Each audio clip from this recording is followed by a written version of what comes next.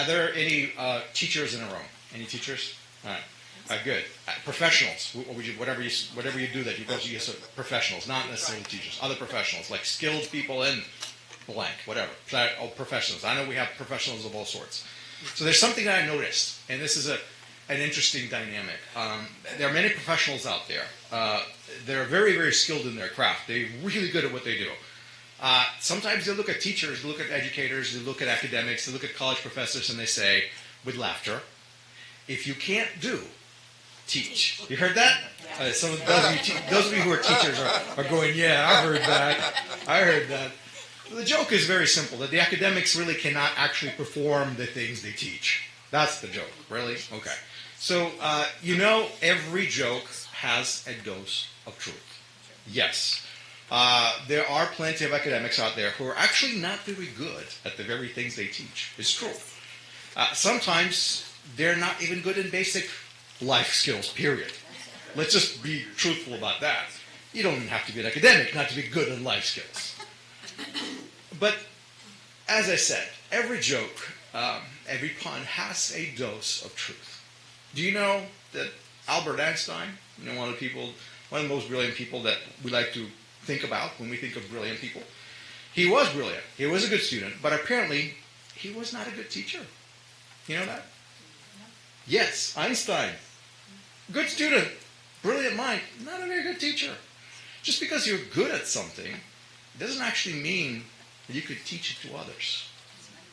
Einstein fell in love, and he wanted to get married, but he had no job to support his family. So don't ever look down on people who are in that situation. Einstein was there. So guess what? He tried working as a simple tutor, and he got fired. Over and over and over. He really failed at that job. You'd think of all people, Einstein should know how to teach people. No, he failed. So finally, a family friend actually helped him find a job at the patent office. Okay, very exciting. Filing paperwork. It worked out. He stuck with that job. And he worked as a patent clerk and worked on his PhD. And the world did not discover his brilliance until he was actually done and defending his PhD and started writing his papers. But he was working secretly as he was working in the patent office. Like I said, job must have been not that exciting. So what does any of my stories that I'm telling you have to do with our Parsha today? I hope you'll see in a minute. In our weekly reading, in Exodus chapter 35 and chapter 36, we read the stories about craftsmen, Bezalel ben Uri and ben Ur, and how Hashem endowed them with His Spirit. It says the Ruach Elohim, the breath of God, was on them. That's what Torah says in Exodus 35:31. Now, Torah also says that He filled these craftsmen, these skilled professionals, who created all these different items for God's tent, for that very special place. He filled them with wisdom, understanding, knowledge of craftsmanship, all kinds of things. And so as I read this in the Torah, I wonder what it must have been like to receive such awesome and wonderful gifts completely supernaturally. Because they didn't go to school for that. God just endowed them with these things. And as I wonder about it, I kind of feel, well, I do kind of know what that's like. Many people strive for knowledge, and people strive for understanding, and for many people it comes slowly. It comes as a result as years sometimes of study. And we often call these abilities talents in English, which I think is kind of cheap because actually these talents are not really talents. They're something that people worked for years and years and years and got good at. And everybody else looks at them and says, oh, he's just so talented, he just knows how to do these things. Like, no, you have no idea how many years it got him to get there. It's not something that people are born with. Sometimes we develop these skills. We become professionals. We become good at what we do. So talented people are very good at these things. And occasionally, talented people develop something that really should be coveted even more than their skill, more than a talent. It's called wisdom. That is something that they can apply to every situation in life, regardless of the type of a job or skill that they're practicing or exercising. That is a rare quality. It really should be most desired. I think that's something that perhaps many of you understand.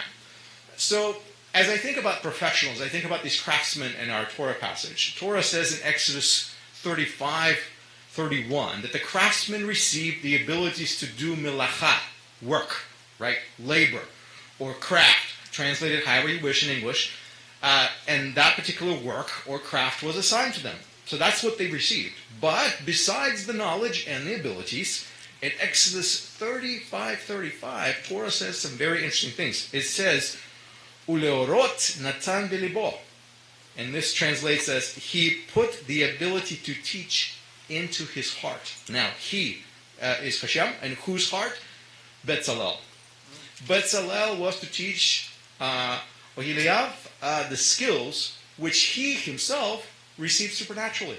So God endowed Betzalel with all of things, but when it came to some of the other craftsmen, he wasn't going to do it to them. He was actually going to have Betzalel teach them these kinds of things. I find that interesting because as you read this verse right there, that verse 35, it says, in Hebrew literally, that he placed the capacity to instruct into Betzalel's inner being, into his heart. That's what it says, bilibo. And that verb right there that you see, it's verb yara, actually. It is a verb for pointing. Okay? Noun that you know really well, Torah, comes from the verb yara, which means to point, to teach, to instruct. That's what Torah does. Torah points us towards something that's so important. So, I think we're ready to consider some personal applications as we consider these words. I have a couple of points for you. First one is this. Teaching is in your heart. Now, I know it's a double-sided statement. Think about it for a second. Teaching is in your heart. I realize that many of us, and you just like me, may not be Betzalel. But still, if God's Spirit ever came upon you, and it should have if you're a spiritual person, if you're born of heaven, God's Spirit should have come upon you at some point. You have been given things to teach. I hear people laying claim all the time to the promises of the new covenant.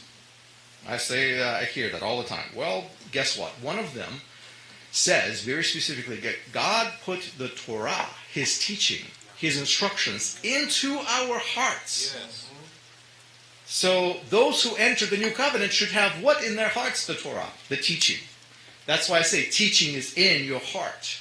So that is what Jeremiah 31 actually says in very plain words. So if you have received that, my charge to you is very simple. Teach. And don't just teach by doing. See, this is how our teacher, our Messiah, taught us the greatest lessons in life. By doing. By example. And that is why the teaching is in your heart. So this is my second point now. If you can't teach, do. See what I just did? I kind of reversed it. Yeah. Remember the old adage that says, if you can't do, teach? Actually, it's the other way around. If you think you can't teach, just do. Because teaching, discipleship, actually is simple. It's apprenticeship. You do, and you let other people see what you do. Any one of us who has received anything from God, and I hope you're sitting there, have received something from God, either through His mighty Spirit, or by applying yourselves really, really hard to the words of Hashem that He has put into your hearts, I hope the fruit has come about, and some practical wisdom has been imparted to you. So you do have things to teach. You don't have to be a teacher by trade. Teaching, His instructions, His Torah are supposed to be in your heart already. That is what it means. So just do, just observe, just live the commandments. And you will be teaching God's Torah to the world all around you by example, by simply doing it. That is what Yeshua did. You know, He said He did not come to diminish the Torah, but to do what? Fulfill it. He was going to live it. He was going to live it in front of us. And now, that is how He taught us. And that is what we are supposed to do. So I say, do not wait for Hashem to give some supernatural gifts to those around you. Don't be looking around. To people like Betzalel or Ben-Hur. You were given some amazing things too. Just do them and make them seen and visible in the world. There's a teaching of the rabbis that come to mind right now in the Talmud that says, Al shlosha devarim ha'olam omed. Upon three things the world stands. And some of you know this real well. Al haTorah, ve'al ha'avodah, ve'al gimilut chasadim. On the Torah, on the teaching. That's one thing. Okay. Avodah, on the worship or work, however you want to translate it, of how we relate to Hashem. And gimilut chasadim is the third thing, the deeds of love and kindness. If you do those things, if you follow that teaching that is already in your heart, the world will continue to stand all around you. And God's Torah is the witness for all these things.